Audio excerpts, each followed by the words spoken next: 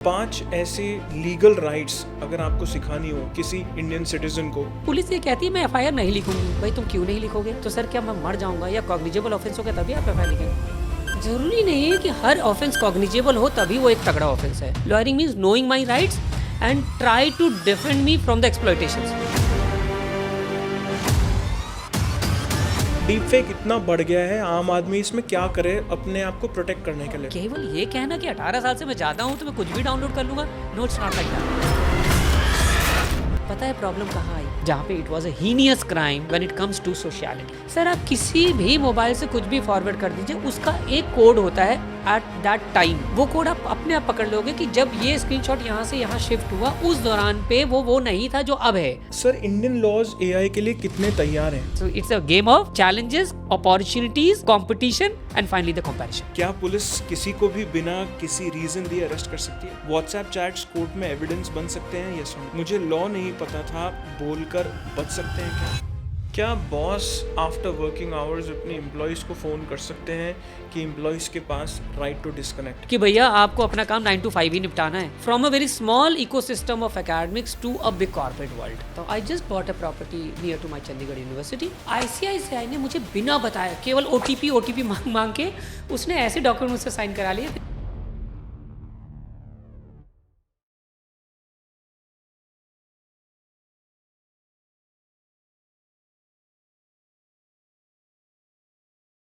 हम में से ज़्यादा जिम्मेदार लोग लॉ को तब याद करते हैं जब कोई प्रॉब्लम हो जाती है।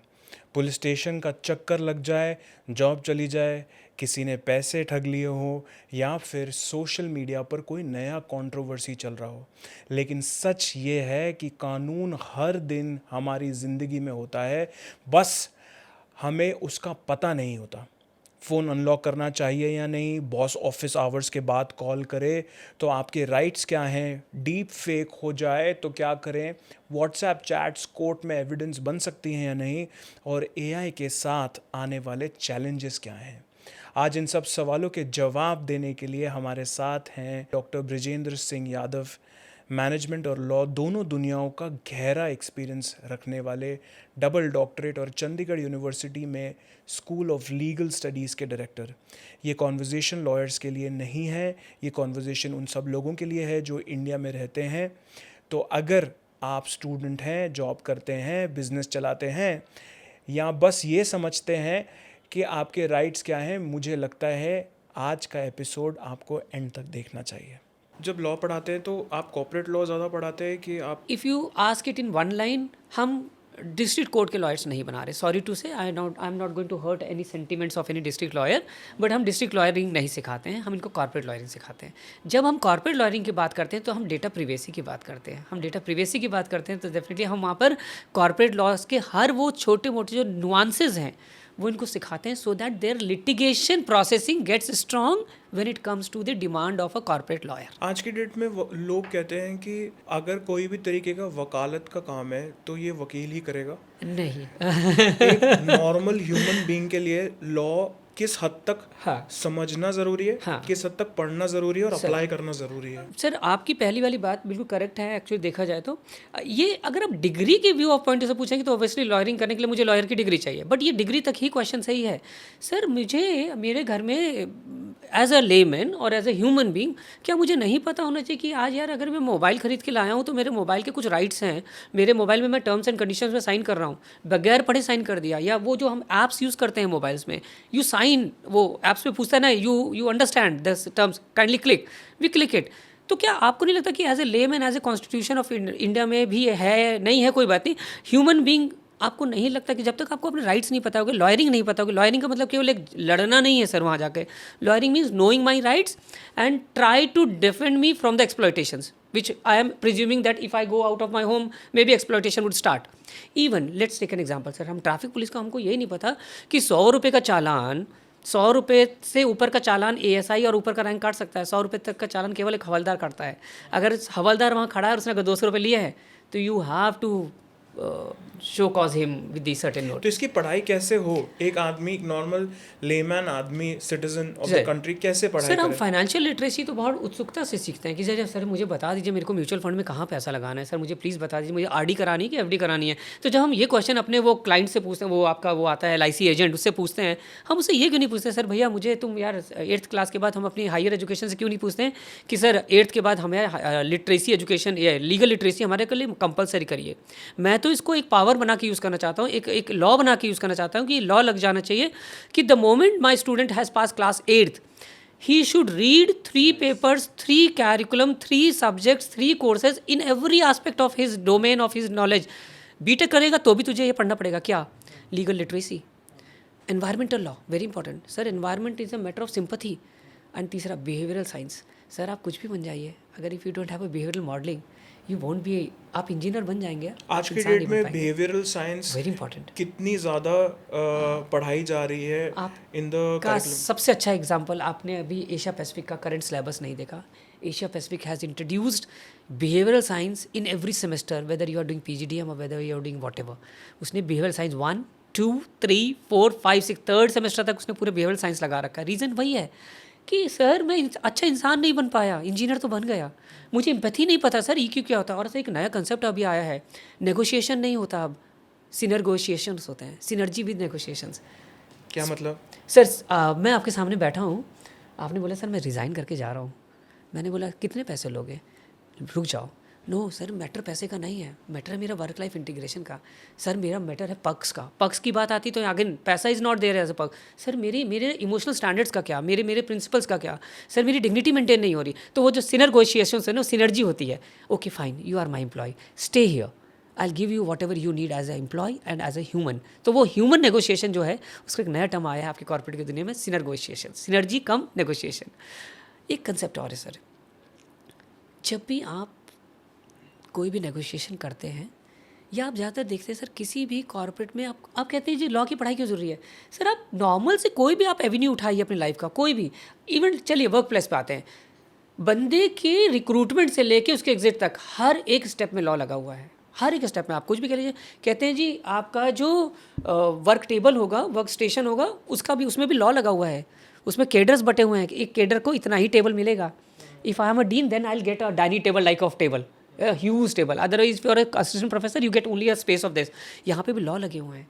तो लॉ का ज़िंदगी में रियली बहुत बहुत बहुत इंपॉर्टेंस है। आप कुछ भी उठाइए सर, आप कहते हैं जी मैंने वो पढ़ा नहीं। हाँ, एक बहुत कॉमन स्टेटमेंट आया कंज्यूमर राइट्स, उसने बोला कि जी आपने मोबाइल खरीदा, बोला हाँ सर खरीदा था। उसने सर आपने टर्म्स एंड कंडीशन में साइन किया था किसी बात को लेकर? बोले नहीं जी मैंने पढ़ा तो नहीं था, मैंने साइन कर दिया था। No, you can not say that, आपने साइन किया है सर उसमें। तो इवन यू से ना, वो एक हमारे उसमें वो भी है ना, कहावत है लॉ में, इग्नोरेंशिया जस्टिस इनक्यूसाटा, मतलब आप ये नहीं कह सकते सर मैंने पढ़ा नहीं था, मैं जानता नहीं लॉ के बारे में। नहीं जानते तो how did you sign it? तो आपके क्वेश्चन का तो सर यही जवाब हुआ कि law is something which is nothing to do with lawyering और डिग्री और बीइंग अ लॉयर, या मेरे पास बार का या मेरे पास गोल्ड मेडल होगा तभी मैं लॉयर होऊंगा। It is something that I need as a being, as a human being. So is the integral component है। हम यहाँ से वॉकआउट करते हैं ना सर, आपको वो IIM कानपुर में, IIM कह रहा हूँ, IIT कानपुर में I gone with a workshop. Sir उसने मुझे table management, table lawyering, not management, table lawyering से लेकर मुझे कॉरिडोर लॉयरिंग सिखाई थी। कॉरिडोर में आपको कितने कदम चलना है अगर आपके आगे सामने बंदा चल रहा है, उसकी लॉयरिंग थी वो पूरी। It was not corridor management, it was corridor lawyering. थोड़ा पढ़ाइए उस बारे में। सर पढ़ा सकता हूँ अगर आपके, और आपको एक ये हैंड शेक वाला, आपको पता है सर हम लोग कहते हैं जी मैं कॉर्पोरेट में मैं हैंड शेक करूँगा। नो, इंडियन कल्चर में हैंडशेक है ही नहीं, इवन इन कॉर्पोरेट, वो तो अमेरिकन कल्चर में था। अभी हम लोग normally suppose if she is a lady sitting and you know if I am going to for some business meet, हम लोग बहुत जल्दी हैंडशेक करने लग जाते हैं। No sir, actually Indian economics में handshake is not allowed.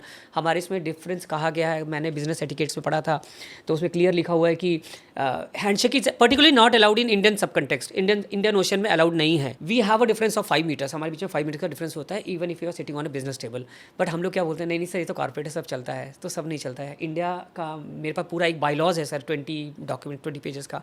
Clearly difference है कि वेस्टर्न बिजनेस एटिकेट्स और इंडियन बिजनेस एटिकेट्स में एक अगेन एम्पैथी, सिंपैथी, कॉन्ग्लोमरेशन को लेके कितना डिफरेंस होता है। तो हमने देखा इंडिया अभी भी बहुत पीछे है, अभी भी हमें हैंडशेक नहीं अलाउ करते हैं। वो अलग बात है, हम लोग कहते हैं ये सब चलता है। तो क्लियर है कि अगर मैडम मुझसे हैंडशेक के लिए आगे हाथ भी बढ़ा रही है, ओबियसली हम करते हैं। हाँ, अगेन अगर आप कर भी रहे हैं, बिकॉज सर आपको मॉरल रेट्रोस्पेक्शन तो देना पड़ेगा, बिकॉज रेसिप्रोकेशन तो देना पड़ेगा। रीजन बिंग अगर उसने हाथ बढ़ाया है, आपको भी करना पड़ेगा। अगेन सर, आप हाथ को प्रेस नहीं कर सकते, आप हाथ को प्रेस नहीं कर सकते। You should just shake and keep it back. Not कि उसको ये नहीं लगना चाहिए कि ऐसा आप इंटेंशन करो, वो है प्रोसेस में है। तो हमें वो सब बहुत कुछ बहुत सर हमारे उस वर्कशॉप में साइकोलॉजिस्ट बैठे थे, can you imagine? These are moral grounds on which the Indian business etiquettes are designed, or Yes, it is. or these are as per law. No, there is a integration of law, but again ये moral etiquettes पे सिखाए गए थे।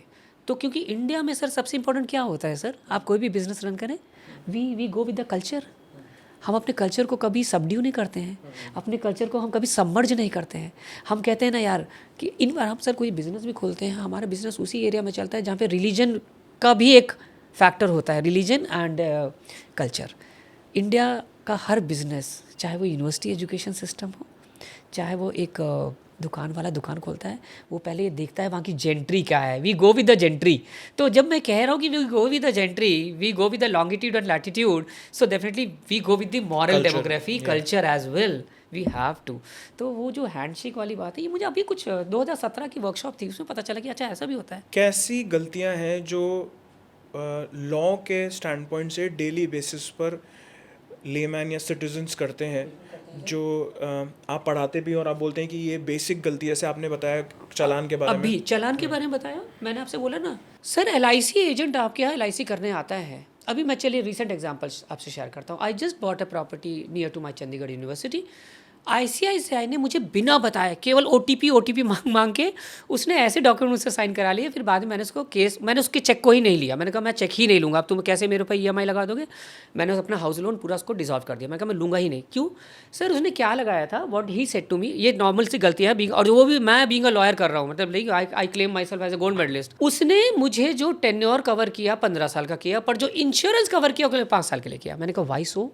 भाई मैंने 15 साल का लिया है ना, मैं अगर 14वें साल में मर गया तो कौन 1 साल का आउटस्टैंडिंग पे करेगा? बोले नहीं सर वो आईसीआईसीआई का नियम है। मैंने कहा सर मेरे को तो आपने नहीं बताया। नहीं सर आपने साइन किया डॉक्यूमेंट, हमने आपको बताया था, आपके कॉलेज के टेबल पे ही आके चाय पी के ही बताया था। मैंने कहा नहीं, तुमने तो ये कहा था सर ये नॉर्मल है, बस वो होता है। मैंने कहा मैंने आपसे खुल के पूछा था कि इंश्योरेंस पूरा है? हाँ सर पूरा है। तो क्या 5 साल पूरा होता है 15 साल के केस में? बोला नहीं सर अब तो आपने साइन कर दिया। मैंने कहा नहीं मैं उठाऊंगा नहीं चेक आपकी, आप वकील को चेक देके देखिए, मैं तो ये डिसॉल्व कर रहा हूँ, मैं तो किसी और से कराऊंगा। अब फाइनली उसने 15 साल का करके। तो अभी आपने पूछा नादानी कौन करता है, हम ही लोग करते हैं। उसमें से एक सबसे बड़ी नादानी, इंश्योरेंस लेते वक्त यू डोंट चेक कि क्या है।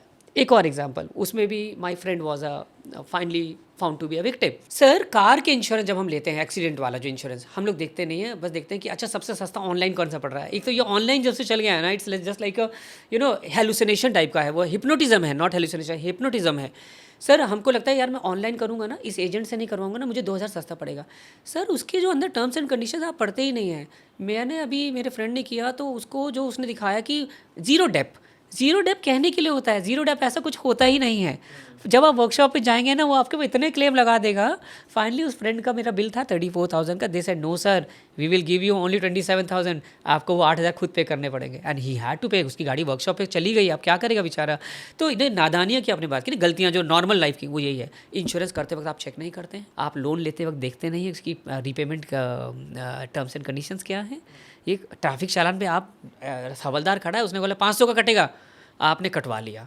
ओरिजिनल डॉक्यूमेंट रखना जरूरी नहीं है कार में, आपको आपके डिजी लॉकर में है, दैट इज़, ये हम में से कई लोगों को नहीं पता है। डिजी लॉकर में अगर आपके पास है, that bloody would not say anything कि नहीं तुम्हारी गाड़ी में सीज़ कर रहा हूँ या तुम्हारी चाबी मैं ले रहा हूँ, नहीं, they can not take it up.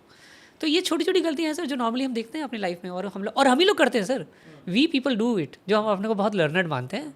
तो learned is a matter of 4 boundaries of a classroom. आप, मेरे पापा कहते हैं कि डॉक्टर साहब आप, मेरे पापा मुझे डॉक्टर साहब बोलते हैं, मेरा नाम नहीं लेते हैं कभी भी, कहते हैं डॉक्टर साहब आप पढ़े तो बहुत है, कढ़े नहीं है।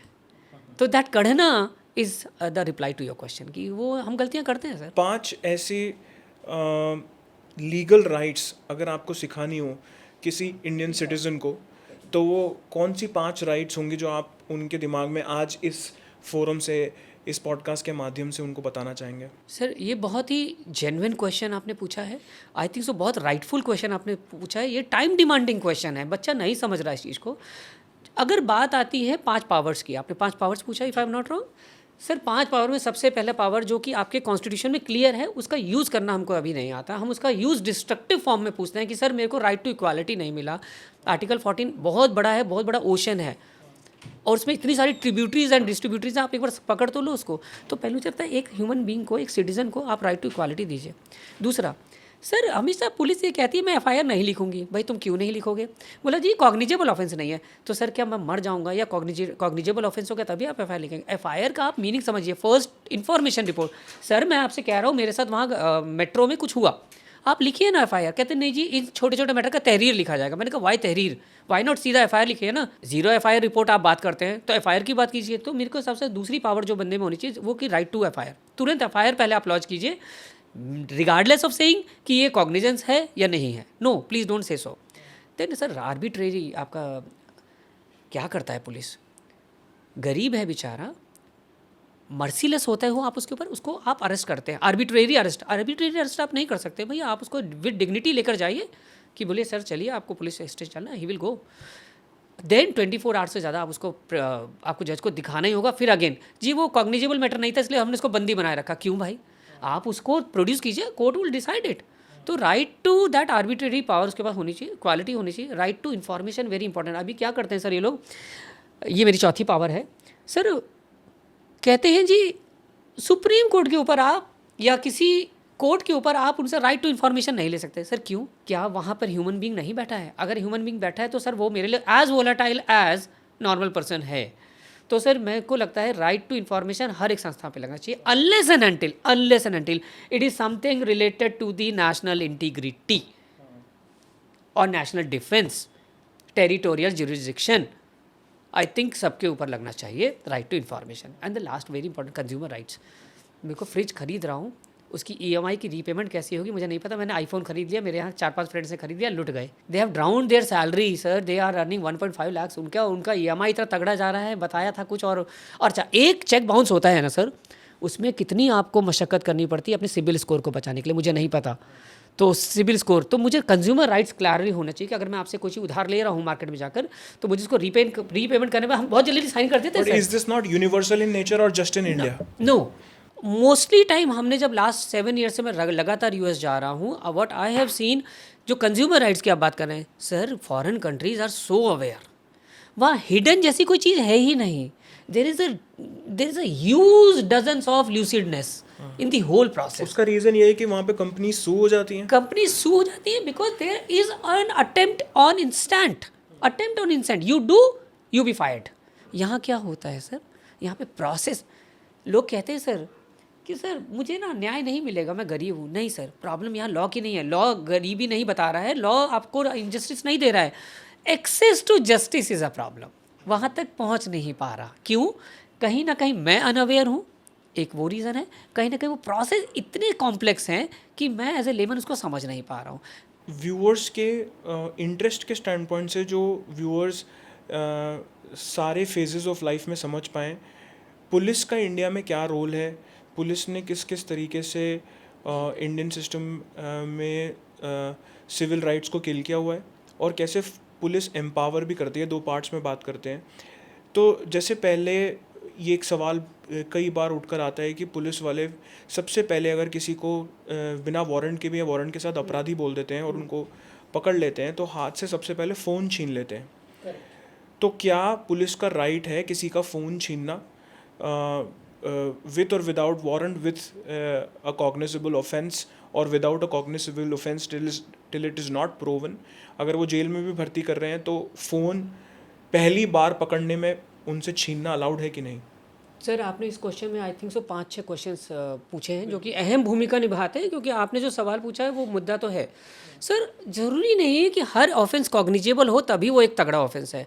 मैं कहता हूँ सर डिफेमेशन के केसेस आप देखिए, और डिफेमेशन मैं तो कहता हूँ डिफेमेशन क्या, डिग्निटी के केसेस देखिए, आजकल मॉलेस्टेशन के केसेस देखिए, आप असॉल्ट्स के केसेस देखिए, आप स्टॉकिंग, और आजकल सर वो डीप फेक चल गया है।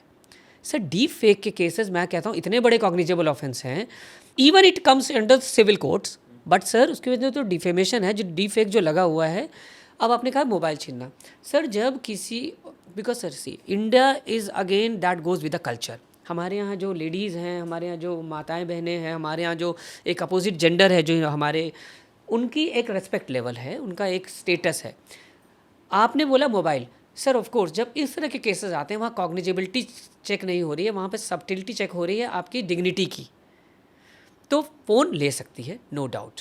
But when it comes to कि इसके डेटा को ओपन करने का या इसका पासवर्ड लेने का, that goes with the warrant, that goes with the authority letter, जो कि उनके पास होता है। नॉर्मली वो लाते हैं, court issues it without any questions. Court कहता है हाँ you can do it, because वो मर्यादा से जुड़ा क्वेश्चन है। ऐसा मुद्दा हमारी यूनिवर्सिटीज़ में भी आ चुके हैं, तो उसमें हमें ये देखना पड़ता है कि yes if it is matter related to the integrity of a person. Because अभी आपने बोला था सर 5 पावर्स आप क्या देंगे, तो मैंने कहा था sir right to you know equality या एक इक्विटेबिलिटी व्हाटएवर। तो सर मुझे लगता है आपका जो सवाल दूसरा वाला था ना, वो मेरे हिसाब से हाँ है। अगर वो मर्यादा से रिलेटेड है, डिफेमेशन का केसेस हैं, defamation not in a civil interest, it is a matter related to the your existence, right to article 21, right to privacy, तो आपको देना पड़ेगा। बट येस आई थिंक उसके पीछे आपका जो लीगल काउंसिल है आपके साथ मौजूद होना चाहिए, क्योंकि लीगल काउंसिल को हायर करने को आपको इमीडिएट प्रावधान दिया गया है, इमीडिएट प्रावधान है आपके पास। तो password they can ask you for, but again with the notice और with the you call what you call that authority letter, they can ask you. Sir आजकल लोग बिना सोचे समझे स्क्रीनशॉट्स लेते हैं और इधर से उधर फॉरवर्ड कर देते हैं एक कॉन्वर्जेसन की, या फिर उनकी कॉल रिकॉर्डिंग्स होती हैं जो ऑटोमेटेड फॉर्म में एंड्रॉयड पर आती हैं, अब आईफोन पे भी होनी शुरू हो गई हैं। तो वो कॉल रिकॉर्डिंग्स इधर से उधर मूव होती हैं। Is that legal to do that, and if it is partially legal or it is questionable, what is the kind of an offense if I am supposedly one person is forwarding another person's recording or screenshots to a third person, तो उसमें क्या ये offensive measures में कहलाया जाएगा कि नहीं? Sir इसमें 2 बातें हैं।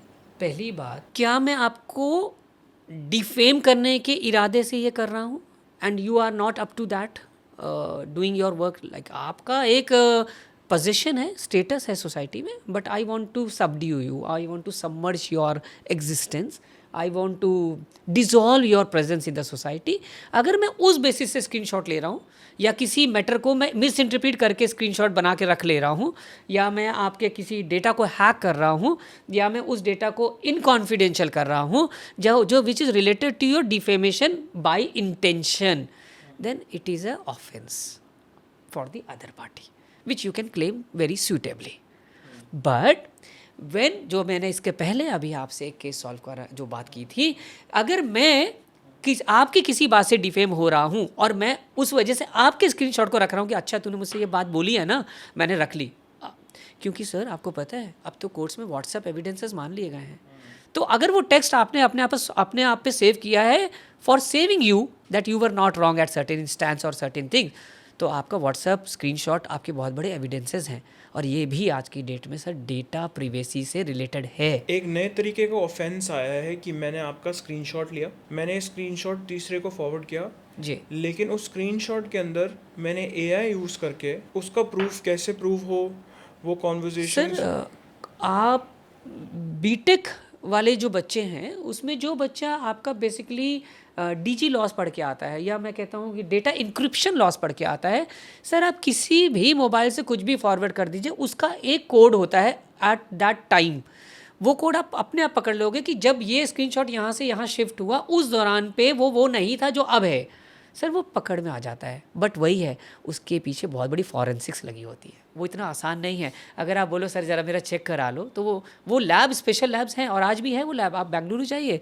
यू गेट, आपने बोला ना स्क्रीनशॉट यहाँ से वहाँ शिफ्ट हुआ, उसके बाद उसमें एआई लगा के उसको चेंज कर दिया, सर वो इंक्रिप्शन अपने आप दिखा देगा कि यहाँ पे जाके डिक्रिप्ट हुआ था, इंक्रिप्शन से डिक्रिप्ट हुआ, डिक्रिप्ट के बाद आपको दिखाया गया है। But it is a very very highly budgeted process, तो नॉर्मली ऐसा होगा नहीं, अगर होता है तो यस ये बहुत लंबा प्रोसेस है, कॉम्प्लेक्स प्रोसेस है, और ये पकड़ में आ जाता है। क्या बॉस आफ्टर वर्किंग आवर्स अपने एम्प्लॉयज़ को फ़ोन कर सकते हैं कि एम्प्लॉयज़ के पास राइट टू डिस्कनेक्ट है? इंडियन लीगल सिस्टम के स्टैंड पॉइंट से? लीगल सिस्टम, देखिए सर, अब यहाँ पे क्वेश्चन मार्क है, कि बहुत बड़ा क्वेश्चन है, नॉट क्वेश्चन मार्क, यहाँ एक बहुत बड़ा क्वेश्चन है, क्या ये बॉस की रेगुलर हैबिट है? क्या बॉस की आदत है कि नहीं नहीं मैं तो मैडम एक्स से शाम को ही बात करूँ, मैडम क्यों, सर से भी बात करूँगा, मैं शाम को करूँगा। जैसे मेरे एक सर की थी आदत, I was doing research, I did my PhD in a very old era बोलूँगा उसको मैं। उस वक्त PhD करना एक सपना होता था सर, और उस वक्त मैनुअल PhD होती थी। मैनुअल इन द सेंस, मेरी, आपको पता है मेरी PhD थीसिस हाथ से लिखते थे ना, उसको टाइपराइटर पे टाइप हुआ था। मेरा PhD कंप्यूटर पे टाइप नहीं है, टाइपराइटर पे टाइप है। I did my PhD 2005। और उस वक्त सर कैफ़े में जाते थे तो एक प्रिंटर होता था और एक कलर सिस्टम होता था, बाकी सब ब्लैक एंड वाइट होते थे। तो सर मेरे बॉस मुझे हमेशा रात को 10 बजे ही कॉल करते थे, और उनकी आदत थी, but I could not say anything. क्यों? भैया PhD कंप्लीट करनी है और 2.5 साल में ही करनी है, 3 साल नहीं लगाने हैं। That what I did. तो अब ये देखना पड़ेगा सर, आपके सवाल का जो मुझे लगता है एक बहुत ही जुडिशियसली जवाब है, अगर वो एक रेगुलर हैबिट नहीं है, it is an emergency, it is something to be reported to next morning, उसको आज सॉर्ट आउट करना है, तो boss can have a meeting, boss can have a conference call, boss can call you. But again sir, यहाँ पे थोड़ा सा ये भी देखना होता है कि जो आपके साथ अपोजिट पार्टी है या जो आपका सबॉर्डिनेट है, उसका वर्क लाइफ कैसा है, कहीं वो अपने में एंजाइटी तो फील नहीं कर रहा है, हमें उसका ध्यान रखना है। इसमें लॉ की बात नहीं आ रही है, इसमें बात आ रही है ह्यूमन रिसोर्स के कंसेप्ट की, कि वो अगर हैबिट नहीं है बंदे की, वो कभी कभी कर रहा है, तो sir subordinate should also cooperate. But if it is a regular habit, नहीं नहीं मैं तो मैडम एक्स को और सर एक्स को तो मैं 6 बजे के बाद ही बात करूँगा, अभी तो मेरा ऑफिस में हूँ, तो फिर then it's a matter of, फिर तो उसमें केस बनता है। इसमें क्या legal actions? Legal action in the case, देखिए अब वही वाली बात है कि वर्क लाइफ बैलेंस की आप बात करते हैं, आप कहते हैं जी मेरे से ले तो ये स्पेशल केस होता है, because I am a person of management actually shifted to law. मेरे साथ तो ये था कि सर मैं जब लॉ में आया तो मुझे ये लग रहा था कि मेरे ऊपर ये आरोप लगाए गए थे कि सर ये तो लॉ की क्लास को मैनेजमेंट की क्लास बना रहे हैं। भाई मैनेजमेंट की क्लास बनती है हर जगह, आपके हर एक फुटफॉल पे, आपके हर एक फुट स्टेप पे आपके लॉ है।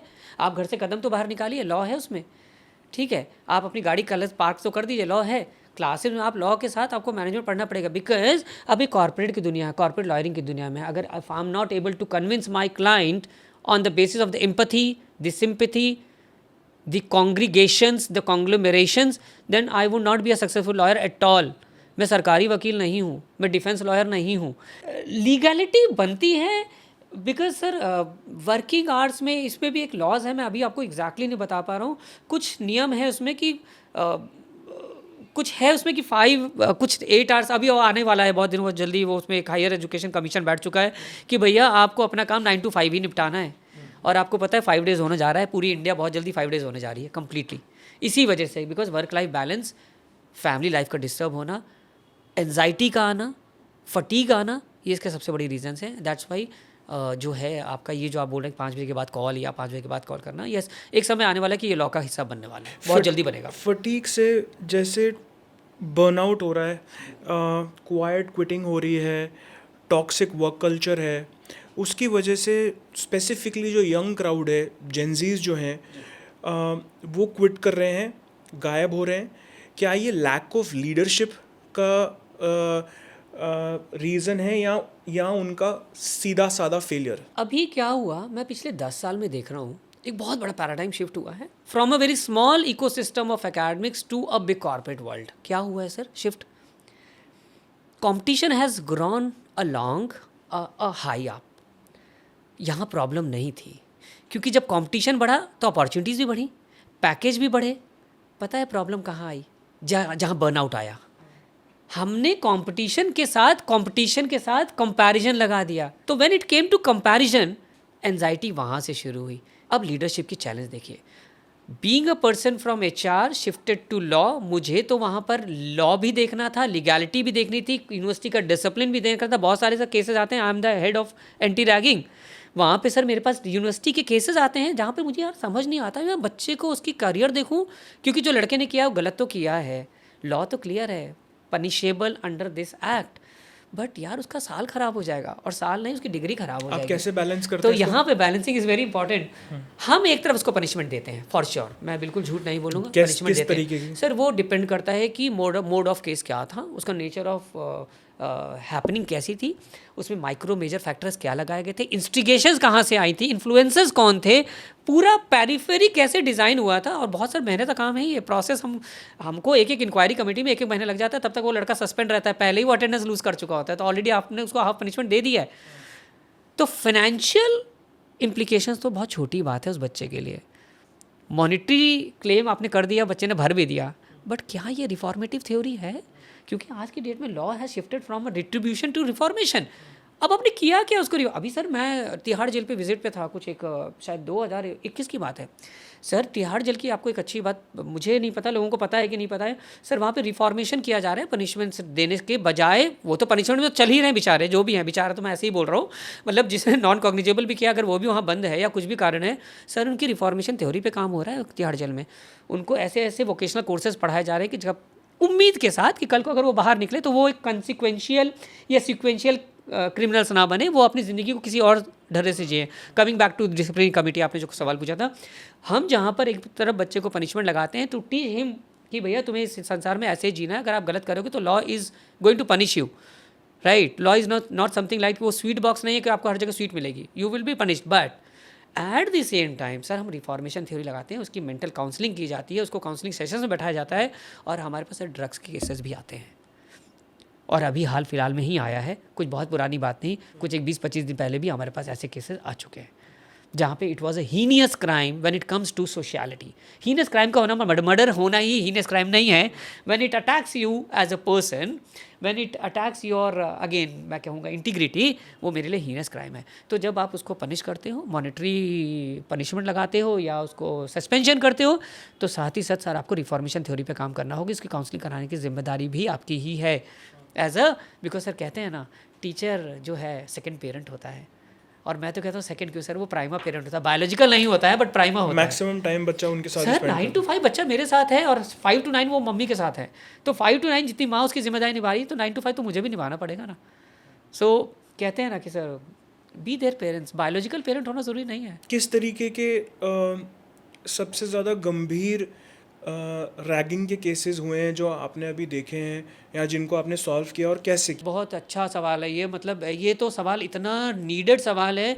इस सवाल का लोगों को समझना बहुत ज़रूरी है। लोग क्या कहते हैं सर, रैगिंग मैंने नहीं कही। अरे भाई, physical ragging has gone down, अभी फिजिकल रैगिंग नहीं होती है। मेंटल बुलिंग देखिए आप, परसों एक केस आया था बहुत इंपॉर्टेंट था वो, तो उसमें तो मेंटल बुलिंग थी पूरी क्लियर। और sir mental bullying, mental trauma, mental subsistence करना किसी का, it's more dangerous, more hazardous, more devastating than any other physical crime. और फिजिकल सर, अगर आप किसी लड़की को फिजिकल टच नहीं कर रहे हैं ना, अगर आपने आंखों से भी गंदी निगाह से देख लिया, सर मैं समझता हूँ ये रैगिंग का ही एक हिस्सा है। स्टॉकिंग करना एक अपने में एक हीनियस क्राइम है सर। आप उसको सोशली कैसे लॉ में डिफाइन करते हैं, that's not, see I am not going by books. Books में तो आप छोटे क्राइम को बड़ा बना देते हो, बड़े को छोटा बना देते हो। मेंटल बुलिंग जो है, अभी मेरे पास परसों जो केस आया, इट वाज लाइक कि उसने वही कहा जो आपने थोड़ी देर पहले बताया था कि स्क्रीनशॉट को तोड़ मरोड़ के कुछ कर दिया, फेस को भी लगा दिया, एक लड़की के ओरिजिनल लड़की के फेस को लगा दिया। ठीक है, वो लड़की किस मेंटल ट्रॉमा से गुजरी होगी। तो आई थिंक रैगिंग के फॉर्म्स चेंज हो गए हैं सर।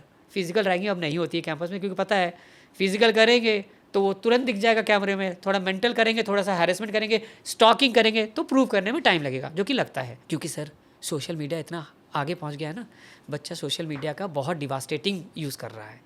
तो वो फिजिकली आपसे बात नहीं करेगा, पर वो मेंटली ऐसा आपका एरोमा क्रिएट कर देगा आपकी सोसाइटी में कि एट द टाइम जब आपके पास वो बात आएगी, बीइंग अ विक्टिम, आप बहुत देर हो चुकी होगी। और सर इस तरह के मामलों में डीप फेक, मैं इसको फिर से डीप फेक पे लूँगा सर, टाइम बहुत फैक्टर मेंटेन रखना होता है, क्योंकि टाइम फैक्टर अगर आपका चला गया, आप क्लेम नहीं कर पाओगे। क्योंकि वो जो अभी आपने कहा था ना कि वो स्क्रीनशॉट जब वो जाता है सर, एक टाइम लिमिट के बाद उसका इंक्रिप्शन खत्म हो जाता है, फिर आप प्रूव नहीं कर पाओगे।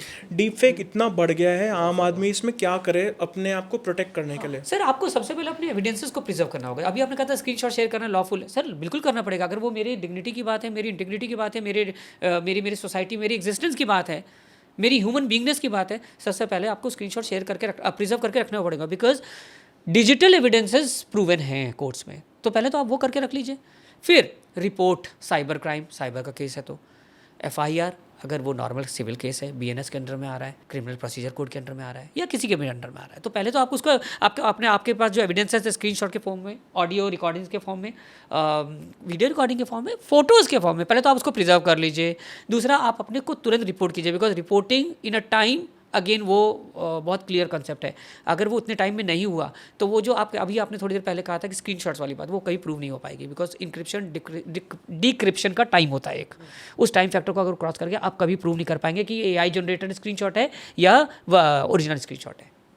सो yes, for me your answer is like yes. Sir, Indian laws AI के लिए कितने तैयार हैं आज की डेट में, और एआई के क्या केसेस आए हैं आपके सामने भी?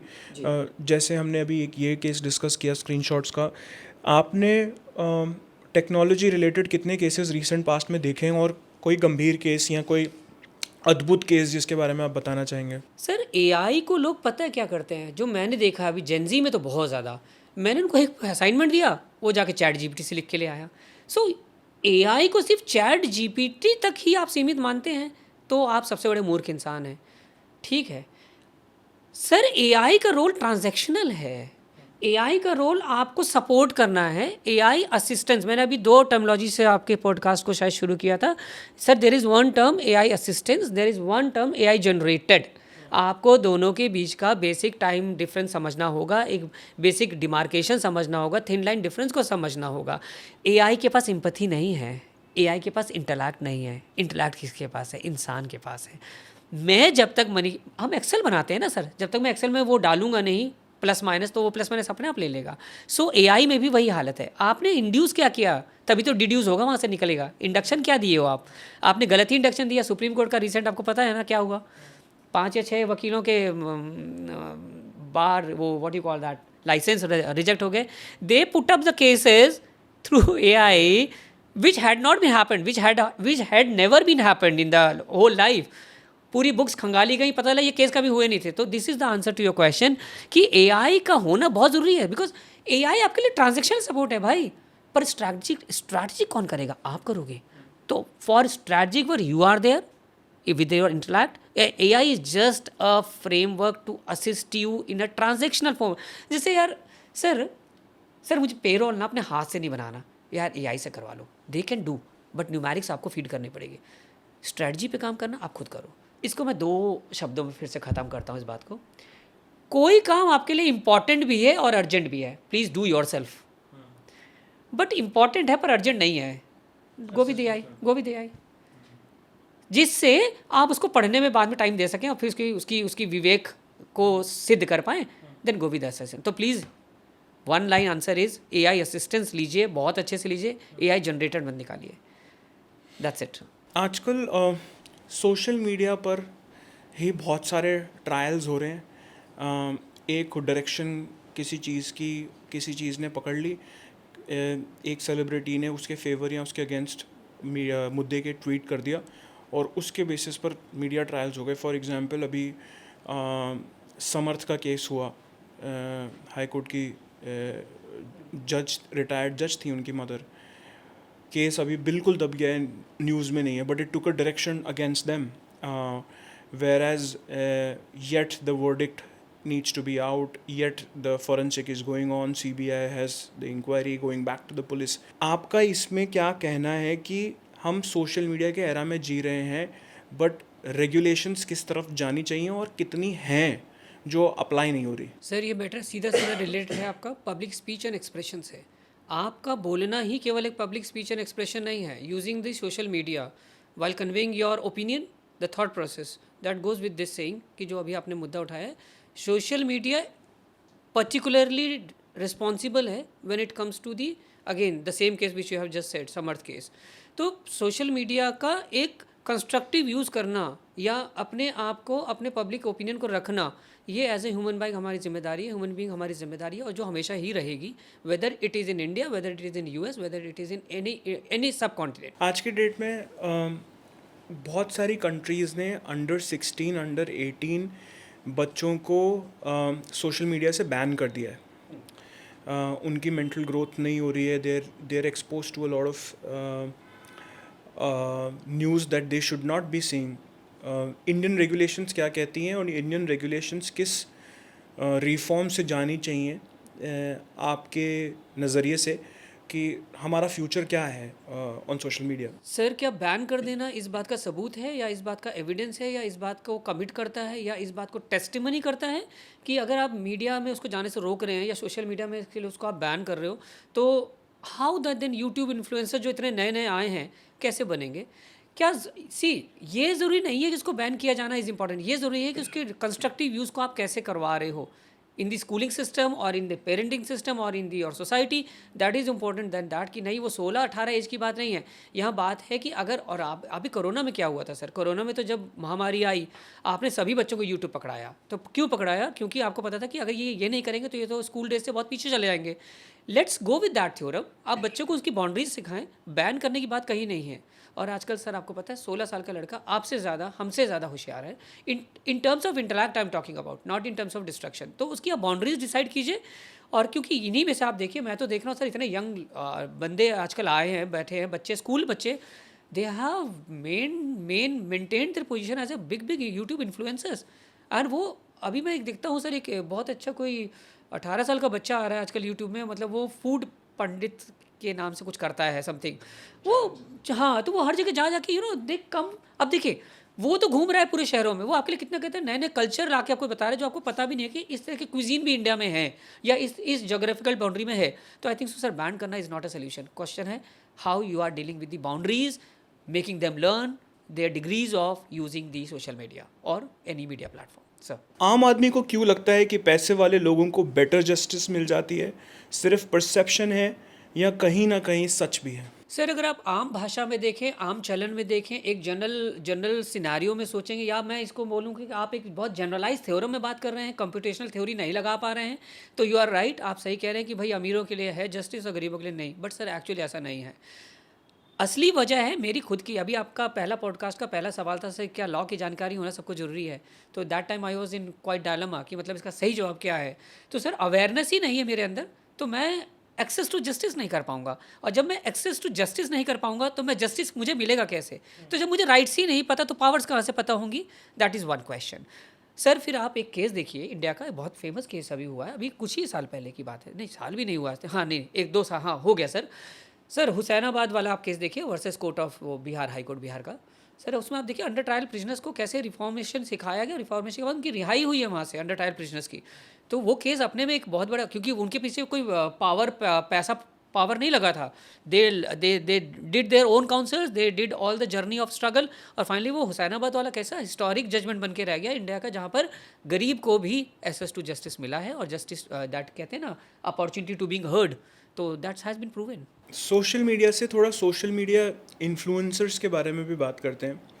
बहुत सारे social media influencers health advice देते हैं, बहुत सारे social media influencers financial advice देते हैं जो कभी लेजिटिमेट होती है कभी नहीं होती। उनके लिए क्या रेगुलेशंस और अकाउंटेबिलिटी होनी चाहिए? Social media including television programmes, including podcast, including anything which where you are doing your freedom of this and that, उसमें वो एक बात कहता है, जब भी आप देखिए म्यूचुअल फंड्स का जब भी ऐड आता है वो लास्ट में एक लाइन क्या क्या अपनी बात को कंजर्व कर लेता है, प्रिजर्व कर लेता है, अपने को सेव कर देता है कि यह जानकारी सिर्फ इतने तक के लिए है, विधिक सलाहकार से सलाह लीजिए या आपके LIC एजेंट से पूरा बात करिए। वो ये क्यों कहता है? वो इसीलिए कहता है क्योंकि उसको पता है कि अभी इसके पहले भी सवाल आपका इसी से रिलेटेड था, सोशल मीडिया और मीडिया से रिलेटेड। सर उनको अपनी बाउंड्रीज ऑफ पावर पता है, तो उनको पता है कि हम जानकारी तो दे रहे हो कि फाइन यार मैं हेल्थ कंसल्टेंट हूँ, बट मैं भाई MBBS अगेन हेल्थ कंसल्टेंट नहीं हूँ, मैं हेल्थ आपको एडवाइस दे रहा हूँ कि सर सुबह उठेंगे व्यायाम करेंगे, बट आपको सर इसके लिए फिजिशियन से बात करनी पड़ेगी। क्या वो व्यायाम आपके लिए है? मैं तो आपको इन जनरल बता रहा हूँ कि आप योगासन कीजिए, बहुत हो सकता है योगासन आपको सूट ना करता हूँ आपकी बॉडी पोस्चर्स को लेके, देन व्हाट यू डू।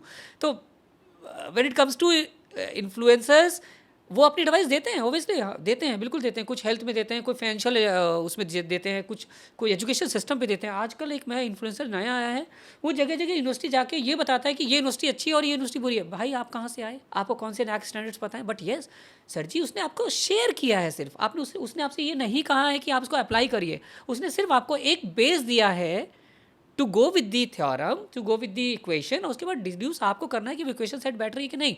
तो सर आपके सवाल का यही जवाब है कि हाँ ठीक, एडवाइजर दे रहा है, बट आपको उसको, क्योंकि end user at the end of the day वो जो जिसने बोला है वो तो ओबियसली जिम्मेदार है एक हद तक, बट उससे ज़्यादा एंड यूज़र जिसने उसको एंड यूज़ किया और उसको लीगली डिसप्रूव कर दिया है, जिम्मेदारी एंड यूज़र की ज़्यादा है। मोबाइल ऐप्स के स्टैंड पॉइंट से बहुत सारी ऐप्स डाउनलोड करते वक्त हम बिना पढ़े एक्सेप्ट कर देते हैं, क्योंकि हमको उस चीज़ को इमिजिएटली डाउनलोड करना होता है यूज़ करने के स्टैंड पॉइंट से, चाहे वो सर्विसेज हो, चाहे वो ई कॉमर्स गुड्स हो।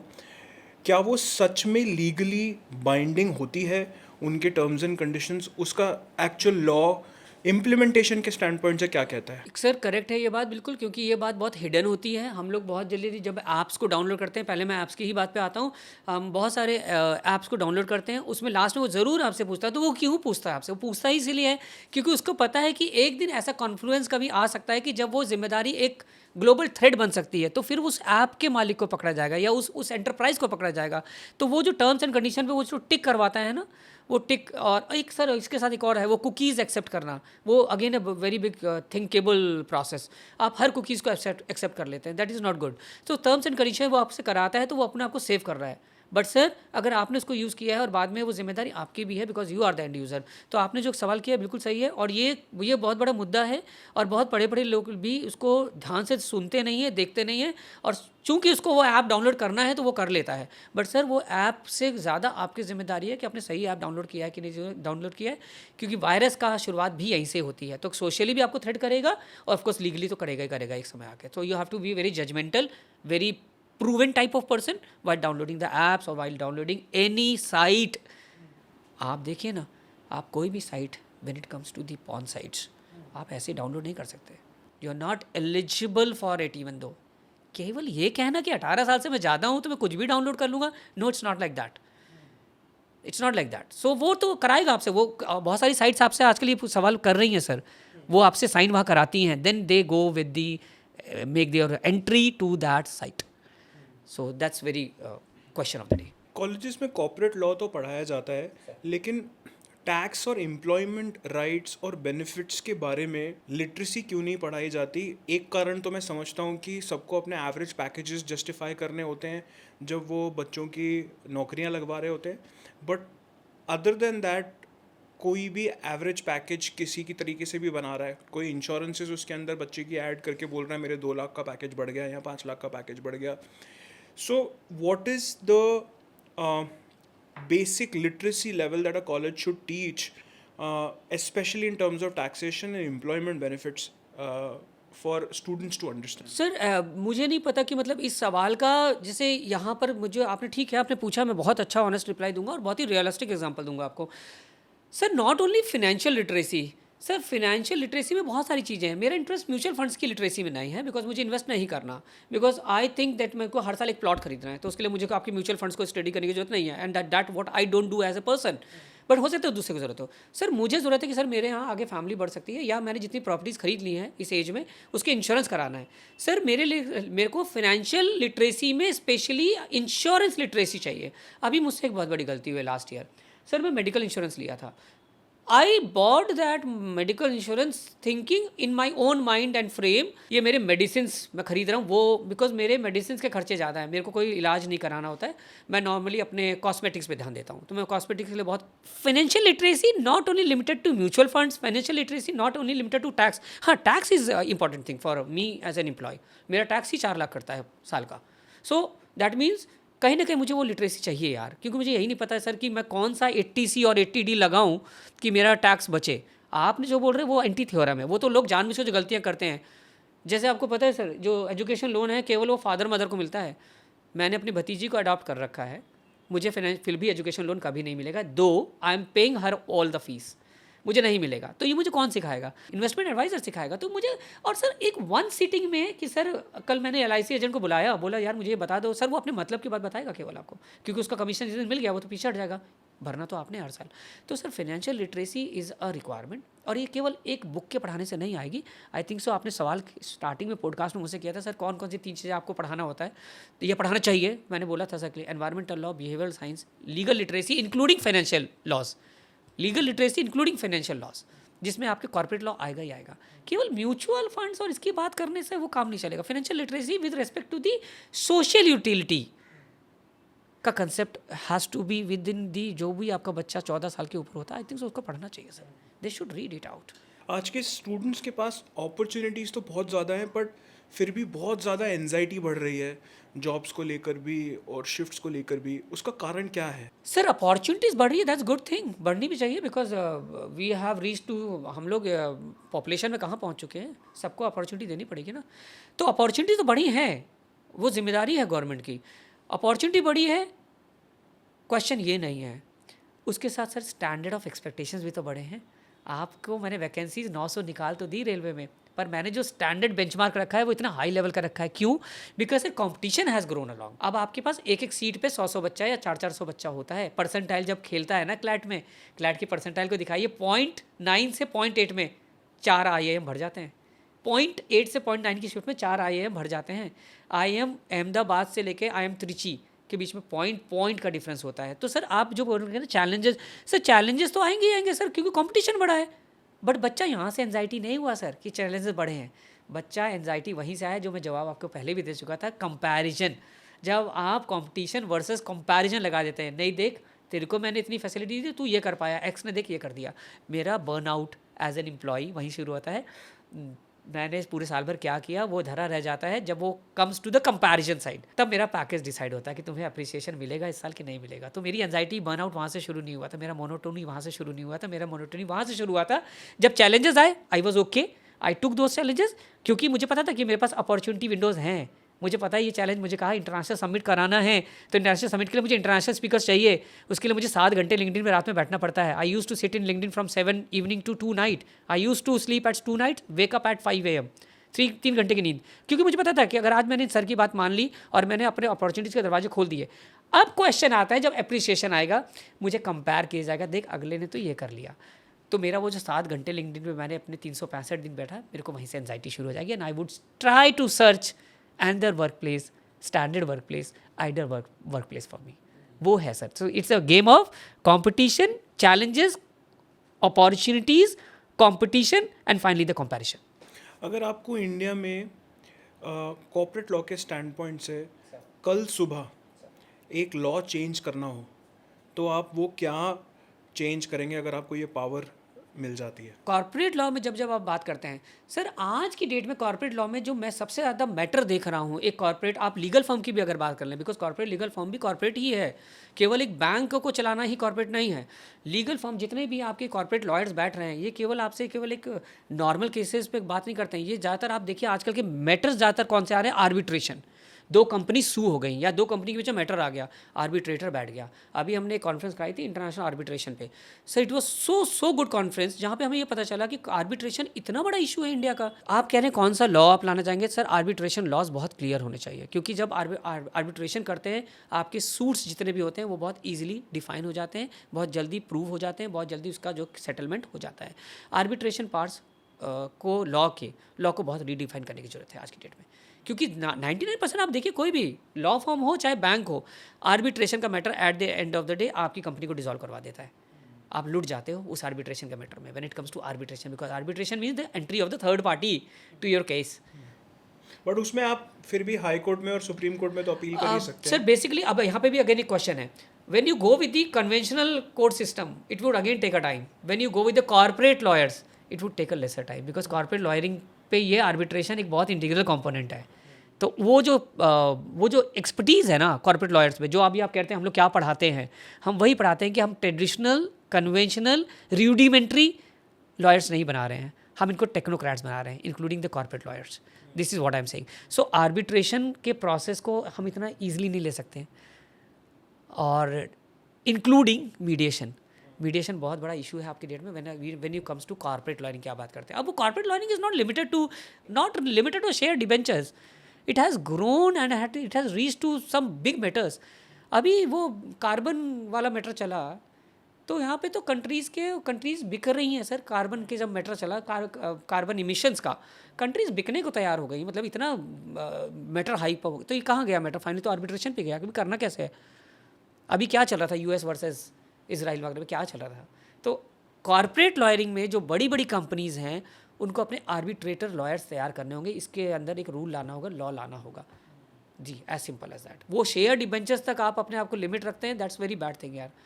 Financial lawyering, corporate lawyering is big and upper than और above than your this traditional type of things. तो मुझे लगता है आर्बिट्रेशन लॉयरिंग या लॉ आपको बहुत मजबूत करना होगा when it comes to corporate lawyering. 5 साल बाद जो लोग आज लॉ कर रहे हैं या इंजीनियरिंग कर रहे हैं या ग्रेजुएशन करके एमबीए कर रहे हैं या कोई और पोस्ट ग्रेजुएशन कर रहे हैं, उनमें से सबसे ज़्यादा आज की डेट में ऐसा कौन सा ग्रुप है जो पास आउट करने के बाद उनको रिग्रेट हो सकता है कि उन्होंने ये गलत करियर चूज़ किया आज के ज़माने के हिसाब से? आज की जेनजी की प्रॉब्लम ही है fancies. They go with the fancies, they go with the fantasies, they go with the यार अगले का लड़का क्या कर रहा है भाई मुझे भी ये करना है। Even when I was a child, आपको नहीं पता, मैं इनिशियली मैं इंजीनियर हूँ।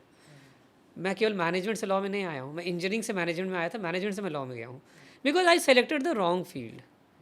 मुझे बाद में पता लगा यार मैं इंजीनियरिंग के लिए बना ही नहीं था कभी। तो आपने बोला कौन चलेगा 5 साल बाद, वो सर वही चलेगा जिसने अपनी डिस्क्रीटनेस को पहले से डिफाइन किया है। अभी आपने कहा था यू डोंट लाइक कि भाई कोई बंदा एमबीए करे, रादर वो एक ऐसा प्रूवन सर्टिफिकेशन कोर्स कर ले जो उसके काम आए। बीटेक एआई मत करो भाई, एआई में तुम सर्टिफिकेशन कोर्स कर लो, you would get a package double. I have seen a person who passed out from Delhi School of Economics, Japan की उस कंपनी ने उसको मियर बीएससी इकोनोमेट्रिक्स एक मॉडल होता है, मतलब इकोनॉमिक्स का एक बहुत बड़ा एवेन्यू होता है इकोनोमेट्रिक्स, उसने नॉर्मल बीएससी इकोनॉमिक्स की है दिल्ली स्कूल ऑफ इकोनॉमिक्स से। ये अभी का एग्जांपल है 2017 का। Sir he has got a package of 3 crore in Japan, just a normal BSc degree. So question ही कौन चलेगा सर, वही चलेगा जिसके पास टेक्नोक्रेट्स होंगे, जिसके पास लीगल कर रहे हो तो लीगल टेक हो। एमबीए एचआर अब नहीं काम करेगा, एमबीए डेटा एनालिटिक्स काम करेगा। कॉन्वर्जेशंस इतनी सारी हैं, इंजीनियरिंग से मैनेजमेंट, मैनेजमेंट से वकालत, वकालत से पढ़ाई, पढ़ाई से वकालत और सबका मिश्रण। कॉन्वर्जेशन करना शुरू करूं तो ख़त्म ना हो आपके साथ।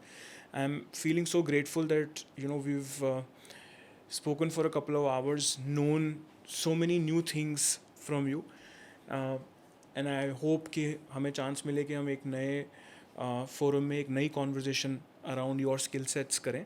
But before we call it a day और एंड द शो, हमारे शो की एक प्रथा, हम एक रैपिड फायर राउंड करते हैं अपने गेस्ट के साथ, सो दैट उनका फर्स्ट थॉट हम कैप्चर कर पाएँ।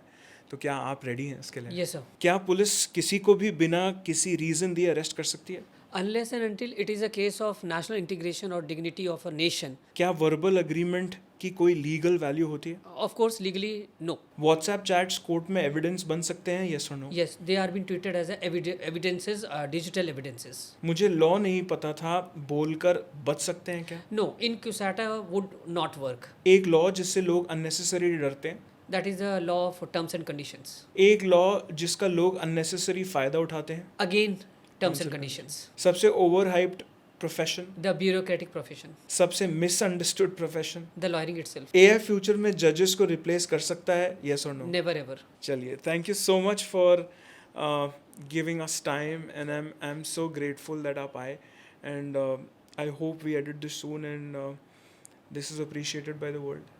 It would definitely, because the issues which we discussed upon are really demanding issues, the very needed issues when it comes to Gen Z, because we as into the noble profession, into academics or that, we take care of what Gen Z is demanding.